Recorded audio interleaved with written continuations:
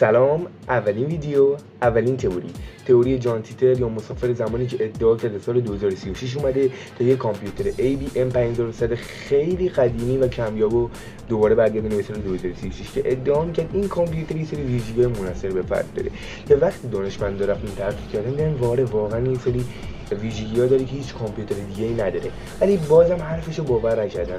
ولی چون که میدونست هیچ کس حرفشو باور نمیکنه، رفت یه سری پیش‌بینی‌ها کرد از آینده که بعضیش درست حساب در اومد، بعضی‌هاش هم نه. مثال تکنولوژی و کنترل اطلاعات، جنگ‌های داخلی و نابودی اقتصاد آمریکا که واقعا هم درست در اومد و برای همه عجیب بود که چطور این حرفا رو از کجا میدونست، ولی بازم هیچ کس حرفشو باور نکرد. بنابراین اومد یه ویدیو و یه عکس از اون ماشین زمانش گذاشت و یه سری نقشه‌های دقیق از ماشین زمان گذاشت که باز حرفشو باور کنه، ولی بازم اکثرا حرفشو باور کردن، بعضی‌ها نه.